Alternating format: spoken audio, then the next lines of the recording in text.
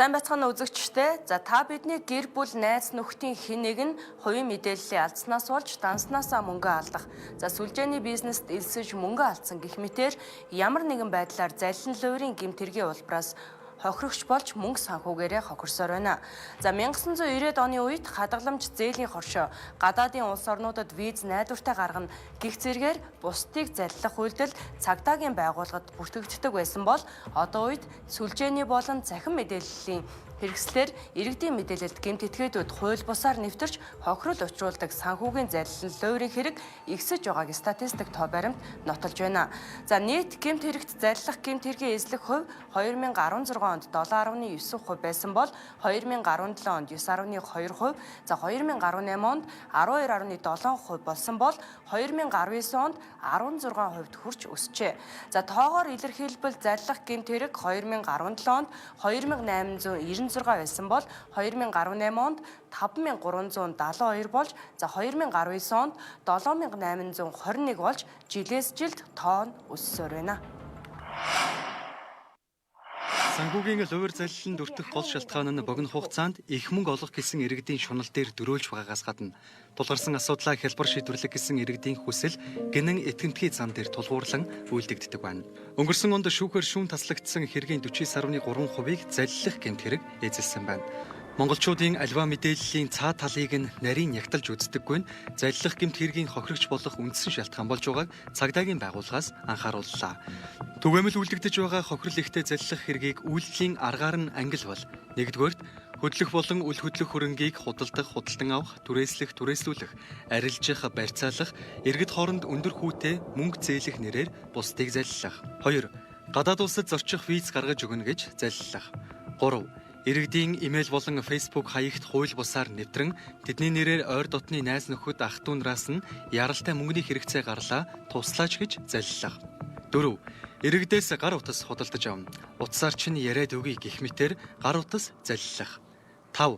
Хуурамч бичиг баримт ашиглан бусдын эд хөрөнгийг өмчлөх эрхийг залилах. 6. Олон шатлалт маркетинг пирамид тогтолцооны арга буюу олонний нэрлэж заншилсан сүлжээний гих тодтголтой гэмт хэрэгүүд дийлэн хувийг эзэлж байна. Дэлхийн нийтээр бол сүлжээний бизнес буюу сүлжээний энэ гэмт хэрэг олон шатлалт пирамид шууд худалдааны аргаар үлдэж байгаа энэ залилах төрлийн гэмт хэрэгт залилуулдаг байдал бол аль эртний одоо таслан зогсоогдсон байж байгаа.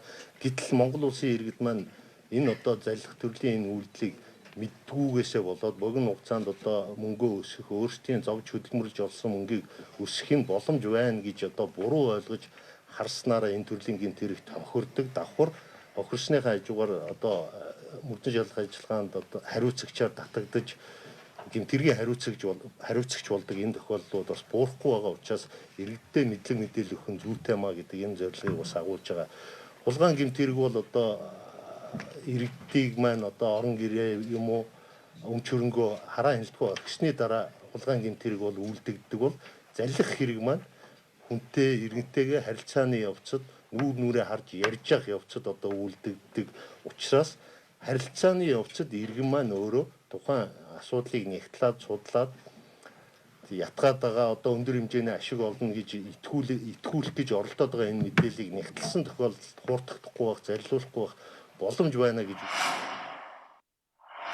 За санхүүгийн залилан луурын шинжтэй гэмт хэргийн улмаас иргэд байгууллагад учирсан хохирлын хэмжээг харах юм бол 2016 онд 2 тэрбум төгрөг, 2017 онд 6.4 тэрбум төгрөг, 2018 онд 9.9 тэрбум төгрөг байсан бол 2019 оны байдлаар 13 тэрбум төгрөгт хүрч жил ирэх тусам за энэ төрлийн гэмт хэргийн хохирлын хэмжээ нэмэгцээр нийт хэмжээ 165 тэрбум төгрөгт хүрчээ.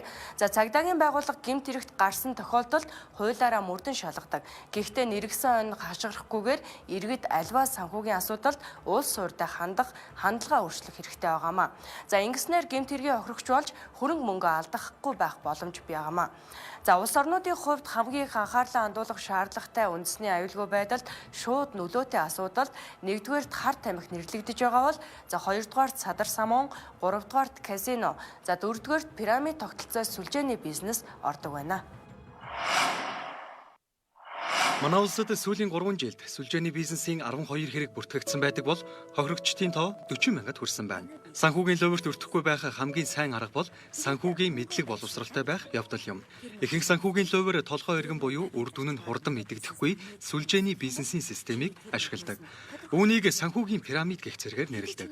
Санхүүгийн пирамид бол сүлжээний орой хэсгийн мөнгийг өсгөөд бусад хэсгийг нь хохироодог учраас иймэрхүү санхүүгийн ловөрт өртөхгүй тулд элсэн орохгүй байх хэрэгтэй юм. 2019 онд манай улсад шинээр сүлжээний бизнесийн хэрэг цагдаагийн байгуулахад бүртгэгдээгүй байна.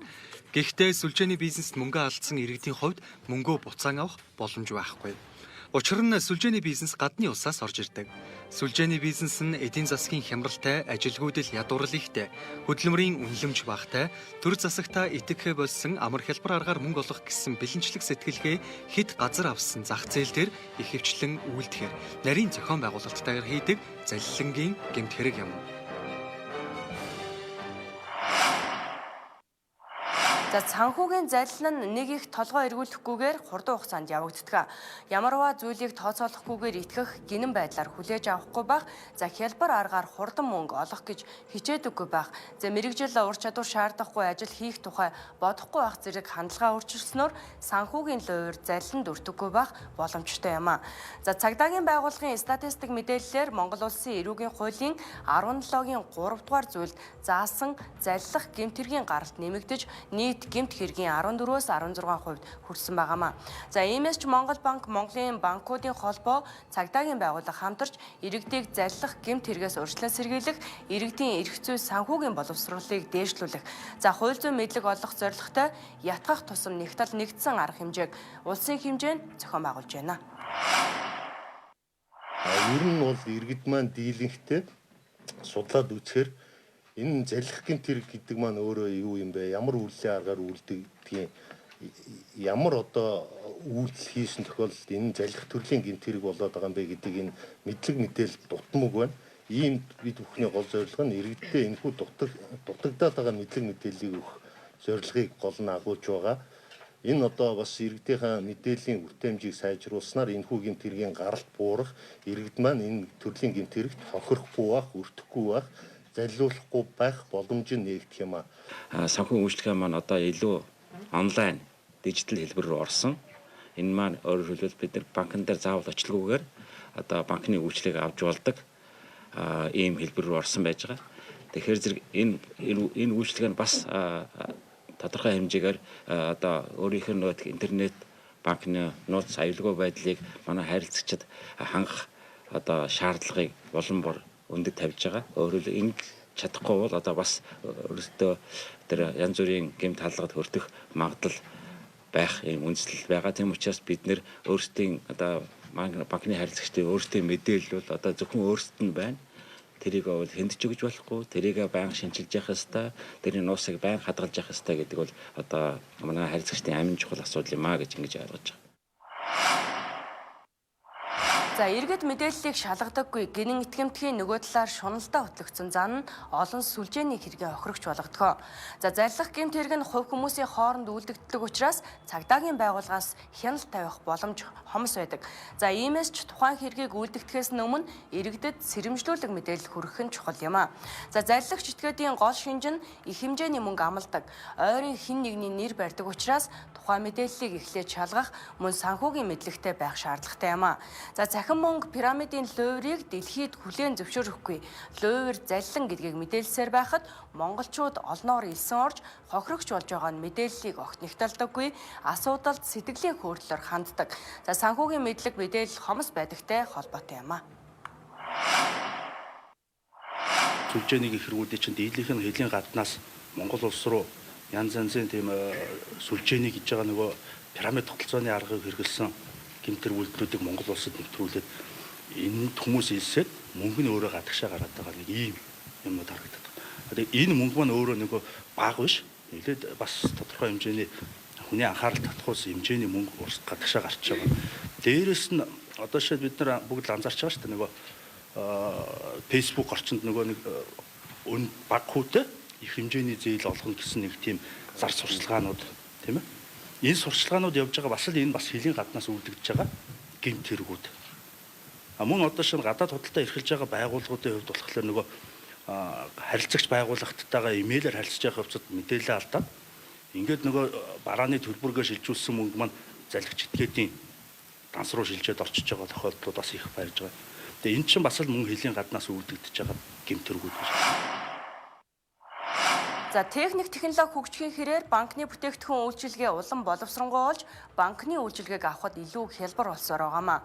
За карт нь мөнгөтэй адил төлбөр тооцооны хэрэгсэл хийдэж бэлэн мөнгөний сул талыг илүү найдвартай түргэн шуудгай боловсон байдлаар бууруулж байдаг юм а. За Монгол банк үндэсний картын сүлжээ T-картыг 2012 онд нэвтрүүлсэн. За картын аюулгүй байдал сайн байгаа хэдий ч иргэд өөрсдөө бусдад мэдээлэл алдах тохиолдол их байна.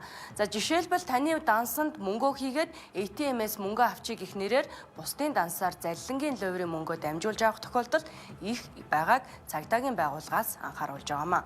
За иймээс ч Монгол банкнаас картын аюулгүй байдлыг сайжруулахаар томоохон шинжилгээ ажлуудыг хийж эхлээд байгаамаа. Ер нь бол төлбөр тооцооны хувьд бол Азийн хөгжлийн банкнаас 16 оноос эхлээд ерөнхийдөө үндэсний төлбөрийн системийг шинжлэх төсөл явуулж байгаа.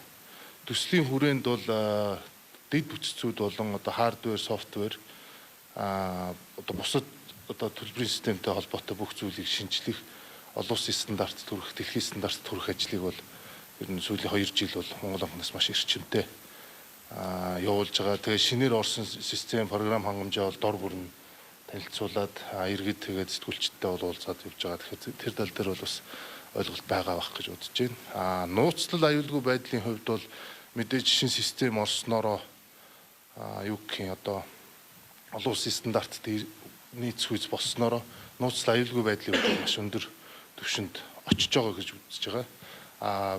Бас тэгдэд дуусаагүй ажлууд байгаа. Одоо иргэдийн хамгийн одоо юу гэх юм төлбөр тооцоо хамгийн одоо бие дээр авдаг юм бол төлбөрийн карт байдаг. Төлбөрийн карт маань шинжлэх ажил бол өнгөрсөн одоо 19 оны 11 сарын 18 баха тий. Дэлхийн одоо том одоо нөлөө өгөх номер 1 2 л гэж яригддаг мастер карт компанид бол манай Монгол банкны зүгээс гэрээ байгуулсан. Тэдний техник технологи сүүлийн олд тэр бүх юмыг шингээсэн тэр картыг бол энэ оны 2 дугаар улирлэхэд ерөнхийдөө гаргахаар төлөвлөд ажиллаж байгаа.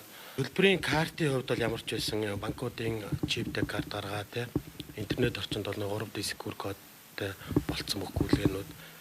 За тэгээд одоо сүүлийн үед банкуд бүгдээрээ ингээд олон улсын PCI DSS гэдэг DSS гэдэг том стандарт байгаа. 5 том одоо Visa, Master, UNP, GCB те бүх том Amex гэдэг 5 том дэлхийн том брэндүүд нийлээд тийм дэлхийг хамарсан том стандарт гаргацсан байдаг. Хангахад бол нэлээд том стандартыг бол зөнгөл банкуд бүгдээр хангацсан байгаа. Ингэснээр бол ерөнхийдөө төлбөрийн картын хувьд бол аливаа л өөрийн одоо датад мэдээлэл алдах ч юм уу тийм асуудал бол энэ Монголын банкуд ерөнхийдөө хамгаалагдсан. Одоо ингээд энэ жилдээ ингээд дотоодын картууд мань чиптэй болчихвол ер нь төлбөр тооцоогоор гарч байгаа, картаар гарч байгаа залингийн асуудал нэлээд гайгүй төвшөнд хүрнэ. Дараагийн гүйлгэн дээр тэр пин кодыг ашиглах боломжгүй болчихдог. Иргэний өөрөө хийж байгаа пин код бол хэвээр байна. Тэнцээ өөр нэг цаана одоо чип технологи дээр суурилсан тийм нэг код нь одоо гүйлгээ тутамдаа өөрчлөгдөж идэг. Энэ өөрөө юу гэж юм гэхээр зэрэг одоо сүүлийн дэлхийд одоо хэрэглэж байгаа Америкч тэр ингээд одоо бүх картнууд нь чиптэй болсон. Энэ нь өөрөө ингээд стандарт нь одоо нууцлал аюулгүй байдлын хувьд бол стандарт нь ингээд дэлхийн жишгт ирж байна. Мөн яг хөө чиптэй болсноороо сүүлийн үед бас их яригддаг бол гар утсандаа карта хийгээ гар утсаараа төлбөр тооцоо хийгээд NFC технологиг ашиглаад ингээд төлбөр тооцоо хийдэг.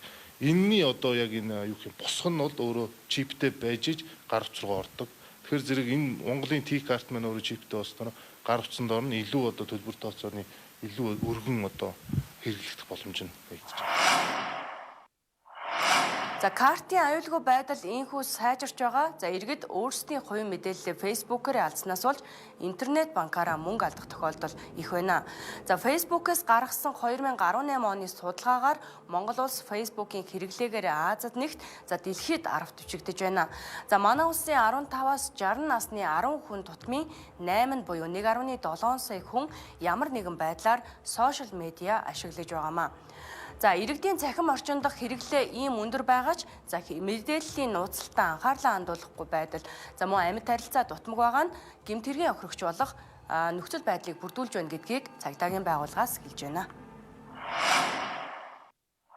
19 онд яг шинэ имэйл хаягтай холбоотой гэмтэргийн гомд мэдээлэл манад бол нэг 18 бүртгэгдсэн байл. Хамгийн багадаа нэг $10,000 гэдэг. Ихтэй болон $200,000 гүйлгээ хийцсэн гэдэг. Тэгэн чинь ерөөсөө нөгөө бидний яг сэрэмжлүүлэл байгаа нөгөө ерөнхийдөө нэг имэйл хаяг дээр фишинг буюу нэг шаардлагагүй нэг холбоос бид нарт ямар нэгэн шаардлагагүй мэдээлэл дамжуулах төр тэрийг бид нар харилцагчаас бисч байсан хүлээгээл авчиж байгаа нэгээл орчиж байгаа. Тэгэхээр нөгөө бүх харилцагчийн мэдээлэл ингээл тэрнгээр дамжаал алдчихсан юм байл. Тэгээд нөгөө харилцагчийн мэдээлэл дундаас ч нөгөө ингээд тэд нар чинь төвөрлөөд яг одоо шинэ төлбөр тооцоо мөнгөтэй холбоотой ямар харилцаанууд байна уу гэдгийг чинь сонгож аваад тэн дээр хяналтуудаа тавиал явж байдаг. Тэгээ нөгөө эцсийн төлбөр тооцоо хийх нөгөө нэхэмжил ирэх хүртэл хугацаанд хоёр харилцагч бол ямар ч асуудалгүй ингээл харилцаал мэдээлэл солилцоол яваад байдаг. Яг нэхэмжил ирэх яг нэхэмжил илгээгээд цаанаас нөгөө харилцагч байгууллагаас дансаа илгээх тэр яг агшинтал ерөөсөө нөгөө гэмтдгээр дундуур нь өөрийнхөө дансыг оруулаад хуурамч имэйл хаягаас мэдээлэл явуулчихдаг. Тэр нь нэг үсэг нэг цэг нэг үсгийг урт хойно оруулах эсвэл цэг таслыг урт хойно оруулах гэсэн нэг юм. Зүгээр бид нар зүгээр ингээд яг л шинэ имэйл хаягаа ингээд детачлаад үсэг тоогоор л ингээд харж ижил тэрийг анзаархаас зүгээр нэг гүйлгээр нүдээр нүдэн баримжаагаар хараад тэрийг бол анзаархааргүй. А гэтэл яг энэ дээр боломжтой зүгээр бид нар энийг хийх энэ гүйлгээ хийхгүй байх зөв бүрэн боломжтой. Нөгөө харилцагчийн данс өмнө харилцагчдаг байгууллагын данс өөрчлөлтөд төрөөд ирдэг. Тэгэхээр нөгөө нэг бид нар данс өөрчлөгдсөн за эднийх дансаа өөрчилсөн багтаа л гэдэг ганцхан тэр бодлоор л зүгээр нэг өөрийнхөө л ихтгэл үнслэр мөнгөө шилжүүлцдэг. Тэгэхдээ яг банкн дээр очиод та нар гүйл яг юм гадаа төлбөр тооцоо хийхлээр бол яг тэр нөгөө төлбөр тооцооны тэр бүглэх хэсэг дээр байж байгаа. Харилцагчийн данс өөрчлөгдсөн, аяг өөрчлөгдсөн бол та заавал энийг тодруулаараа энийг тодруулсны дараа гүйлгээ хийхээрэй гэдэг тийм санамжил байж байгаа.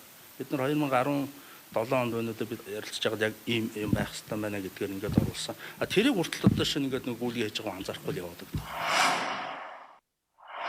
За Facebook-ийн чатаар ирж байгаа мэдээлэлд хууртаж богино хугацаанд их мөнгөтэй болох хүсэлтэд хөтлөгдөн хохирсон болон за Facebook-оор дамжуулж хувийн мэдээллийг алдсанаар интернет банкаараа мөнгө алдсан зэрэг Facebook-тэй холбоотой 456 хэрэг 2019 онд цагдаагийн байгууллагад бүртгэгджээ. За иргэдийн имэйл хаяг за Facebook хаягт хууль бусаар нэвтрэн тэдний нэрээр ойр дотны найз нөхөд за ах дүү нараас нь яаралтай мөнгөний хэрэгцээ гарлаа туслаач хэмээн заллах. За утасны дугаарыг нь асууж ирсэн кодыг нь явуулаач гэх байдлаар иргэдийн мэдээллийг өөрийн болгож авдаг аргаар иргэдийг хохироосоор байна. Ах нэг маань Facebook-ийн таньдаг найзаас утасны дугаар өгч гээд явуулсан. Тэгээд утасныхаа дугаарыг өгөөд тэгээд утасанд мессеж ирсэн чинь эргүүлээд явуулчих яах уу гэх гэсэн ингээд. Тэгэл хакертуулаад тэгээ Facebook одоо яах уу Google тэгэл тэднээс хакертуулаад тэгээ миний Facebook руу нэвтрээд найзууд руу дугаар өгч гээд миний Facebook-оор одоо намайг явуулж байгаа юм шиг явуулаад тэгээд банкны оролдлогыг данснаас бол мөнгө авсан байсан. Яг хөө иргэдтэй анхааруулж хэлэхэд бол ойр дотныхын хүмүүсүүдээс нөгөө нэг дугаар өгч гээд тий явуулдаг. Тэгээд сэрэмжлүүлэхэд бол ойр дотны байнгын харьцдаг хүмүүс чинь одоо дугаар чи мэдэн шүү дээ. Тийм хүмүүстэй ерөнхийдөө дугаар өгөхгүй сэрэмжлүүлэхгүй бол ер нь Facebook-оор SMS-ийг хакертаад одоо банкны чинь одоо мэдээл одоо банкны чинь дансыг ер нь хоослох тийм аюултай биш үү гэж сэрэмжлүүлэхэд бол тийм л. Сүүлийн үед гарч байгаа нэг захин Facebook дээр сошиал орчинд энэ хэрэглэгчдийн маань мэдлэг мэдээлэл одоо юунаас шилтгаалсан лөөр залингийн хэрүүд нэлээд их хандлагатай байна. Энэ тал дээр юу гэхээр ерөнхийдөө Facebook орчинд хүмүүсийн болон ямар нэгэн байдлаар олонний танил хүмүүсийн Facebook мэдээллийг олж авах тохиолдол нэлээд гарлаа. Өнгөрсөн сүүлийн хагас жилд Facebook-ыг авахын тулд мэдээж таах мэдж байгаа альва зүйлийн нэг шагнал урамшуулал зарлсан тий эсвэл одоо суглаанд хажуулсан аз үзүүлсэн юм таалгасан гэх янз бүрийн линкээр даруулаад тийш оронгууд янз бүрийн хүмүүсийн нэг Facebook хаяг мэдээлэл оруулаад тэр байдлаар эхний ээлж нь ингээд Facebook мэдээлэл алдах төлөв нэлээд гарсан байна. За тэгээд Facebook мэдээллийг олж авсны дараа яаж ийнэ гэхээр нөгөө Facebook мэдээллийг ашиглаад тухайн хүний түүх, мессенжер чатуудыг үзээд холбогдох танил хүмүүс рүү дандаа ингээд юу явуулсан. Утасны дугаар асуух, бусд мэдээллийг асуух тий. Тэгж ашиглаж байгаад имэйл хаягийг гартаа оруулж авч байна. Та бүхэн сүүлд нэлээд харсан бол Facebook явсан баг олон танил хүмүүс нэлээд юугаа алдчихлаа. Ясагс мэдээлэлд сонссон баг тий. Тэгээд ингэснийхаа дараа нөгөө имэйлийг олж авах, улмаар имэйлийг ашиглаад онлайн банкинг сэргээж авах тий. Гих байдлаар ингээд хүмүүсийн төрлийн лөөр залилангууд нэлээд гарч байгаа. Өнгөрөгч 2019 онд цагдаагийн байгууллагад бүртгэгдсэн нэг залилах гэмт хэргийг жишээ болгоё. Нэгэн иргэнд Facebook чатаар нь та $500,000-оос $1.5 сая зээлэх боломжтой гэсэн мэдээлэл иржээ. Улмаар тухайн иргэн хариу бичиж холбоо тогтоосон байна. Франц улсын Postal банкны ажилтан гэж өөрийгөө танилцуулж, компанийнхаа болон өөрийн бичиг баримтныхаа зургийг илгээж, тухайн иргэнд итгэл үнэмшил төрүүлсэн байна.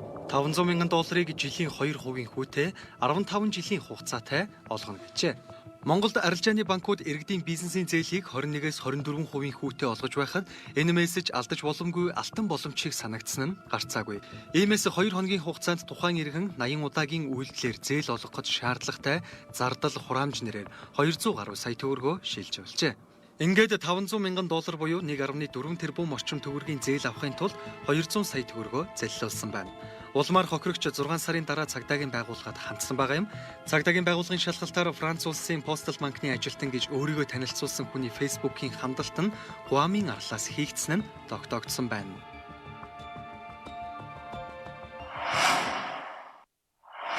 За нэгэнт гадагшаа хил даваад гарчихсан мөнгө наас цааш олон дансаар дамжсаар замхардаг байна. За эргэж хохирлоо барагдуулна гэдэг бараг боломжгүй юм. За иймээс анхнаасаа залилангийн шинжтэй амьдрал байдаггүй санал бүрийг сайтар нэгтэлж залилангийн гэмт хэрэгээс урьдчилан сэргийлэх хэрэгтэй юм а. За иргэдээс гадна аж ахуй нэгжүүдч гадаад худалдаа хийхдээ залилуулах тохиолдол цөөнгөө гарч байна. Гадаад улсуудтай болох төр эрх зүйн харилцсан тусгай үзүүлэлт гэрээний дагуу хамтарч ажилтдаг. Дээрээс нь бас Интерполын шугамар Интерпол ч өөрөө 196 улсын цагдаагийн байгууллагыг нэгтгэсэн том байгууллага. Мөн бид нар эрх зүйн тусцаатай улс гэх юм бол 20 улстай гэрээтэй байж байдаг. Бидний үйл ажиллагаа явуулах хэмжээ хязгаар бол эрдэлнэ. Тэгэхээр яг эрх зүйн тусцаатай улс гэх юм бол одоо шинэ бидний нөгөө байнгал зорч байдаг Солонгос улс ч гэдэг юм уу те. Хуучин нөгөө социалист улсуудын гэдэг байсан багтаж байсан тэр улсуудтай ихэвчлэн гэрээ байж байдаг. Тэгтэл яг энэ төрлийн гэмтэрэг өөрөө ерөнхийдөө нөгөө бидний гэрээ байгуулсан улсуудаас өөр улсад ерөнхийдөө Африкийн улсууд руу ихэнх нь тэндээс халдлагууд их орж ирдэг. Зүгээр бид нар Интерполын шугамар мэдээлэл авахаас тэгээд дээрэс нь шинэ харилцан тусцаа үзүүлэх гэрээтэй улсуудаас мэдээлэл авах мэн. Эрх зүйн тусцааны гэрээгүй улсууд руу болоод ирэх юм бол бид нар Интерполын шугамаас зөвхөн мэдээлэл авах хэмжээнд л энэ асуудал маань хязгаарлагдчихж байгаа. Тэр мэдээллийг бид нар энд одоо шинэ нотлох баримтын шинжилгээ болгоод гадаад улсаас байгаа мөнгө гадагшаа гарсан мөнгийг эргүүлж орж авчрах боломж бол их хязгаарлагдав. За сүүлийн үед сошиал орчинд крипто валют сонирхогч олон болсон. За гэтэл энэ төрлийн бизнес нь өндөр эрсдэлтэй учраас болгоомжтой ашиглахыг мэргэжлийн байгууллагууд анхааруулж байна. Биткойн ингээд юмуд маш өндөр авсан шүү дээ. $20,000 хүрээд тэр үед ингээд манайх ийм их ашиг олсон хүн манай санг өдөртдөг тий гэсэн сайтууд нэлээд гаргаад тэгээ монголчууд ингээд төлбөрийн картаар мөнгө шилжүүлдэг $12,000 маш их мөнгө шилжүүлээд алдсан хүмүүс байгаа. Тэгээд эхний ээлжинд яадаг гэхээр хувьцаанаас ийм ашиг оллоо гэх хүмүүст мөнгөний өгөөд байдаг. Гэтэл өмч нэмээд найз нөхдөд дагуулад ийм ашигтай байрыг манайхан хуйларчдаг. Бүгдээрээ хуйларч ороод эхний ээлжинд мөнгө авч байгаа сүүлдээ нэг $80,000 нэг хүний хавцаа болоод ирэнгүүт нөгөө сайт нь хагдаалах болчихдог. Тэгж мөнгө алдсан тохиолдол маш их гарсан. Хувьцаа байна, валют байна, крипто валюттэй. Яасан дээр нөгөө технологич ямар ч суурлаагүй зүгээр л тийм хүн нэг үсгэн байгуулсан. Монгол хэл дээр хүртэл тавхан YouTube дээр хайгаад үзвэл тийм юм хүртэл байгаа.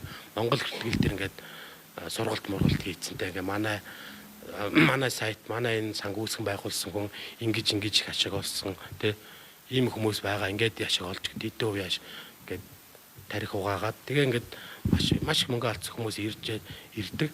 байдлаар үн цаас байдлаар ч юм уу эсвэл бараа таваар болгож худалдаж авдаг ч юм уу тэр тал дээр бол хязгаарласан зохицуулалт байдаггүй. Гагцгүй яадаг вэ гэхээр Монгол банкнаас 2 удаа санхүүгийн зохицуулах орноос 1 удаа энэ крипто валют гэдэг зүйл чинь асар өндөр эрсдэлтэй шүү. Тийм болохоор энийг хэрэг заавал ашиглах гэж байвал 100% мэдээлэлтэй болгоомжтой ашиглаарай гэж хэлсэн байж байгаа. Тэгээд дээрэс нь крипто валют гэдэг маань цааталтаа технологиороо хэн худалдаж авсан, хэн зарсан, хаашаа явсныг нь олж илрүүлэх боломжгүй юм зүйл байдаг. Крипто валют гэдэг зүйлийг нэгдсэн зохицуулдаг байгууллага байхгүй, тэрний ард талд нь байж байгаа үн цэнийг нь энд байршуулж, тэнд байлгаж ийн гэж баталгаа өгдөг байгууллага байдаг. Тийм болохоор энэ дэр маш болгоомжтой байх ёстой. Крипто валютыг ямар нэгэн байдлаар хөрөнгө оруулалт хэлбэрээр ч юм уу ашиглаж агаад алдсан, залилуулсан тохиолдолд буцааж олох боломж нь бол угаасаа бараг байдаг. Технологи нь өөрөө ингэж хийгдсэн байдаг болохоор болгоомжтой ашиглаарай гэдгийг бол манай байгууллагаас тэр санхүүгийн зохицуулах хорооноос ч тэр хэд удаа сануулсан байж байгаа. Залилах гэмт хэргийн хохирогч болохгүй тул хэн нэгнээс ирж байгаа саналыг шалгах, ойр дотны хэн нэг нь мөнгө зээлэх хүсэлт гаргасан бол шалгаж үзэх, тодруулахыг мэргэжлийн байгууллагаас зөвлөж байна. Өнгөрсөн онуудад гарсан томоохон залилангийн хэрэгүүдээс гарахад гадаад хүн найдвартай мөнгөтэй байна гэсэн сэтгэлгээнээс салах цаг болсон гэдгийг харуулж байгаамаа. Мөрдөн байцаах албанд шалгагдаж байгаа хэрэгүүдийн дийлэнх нь гадаад иргэд холбогдсон хэрэгүүд байгаамаа. Монгол Улсын бүртгэлийн байгууллага өнөөдрийн байдлаар нэгч сүлжээний маркетингаар үйл ажиллагаа явуулдаг компанид зөвшөөрөл өгөөгүй байна. Иймээс танд хэн нэгэн сүлжээгийнх нэрээр итгэхийн аргагүй мөнгө хурдан өсгөх алтан боломжийг санал тавьбал бүх мэдээллийг нь заавал нэгтлээрэй. Үнгүй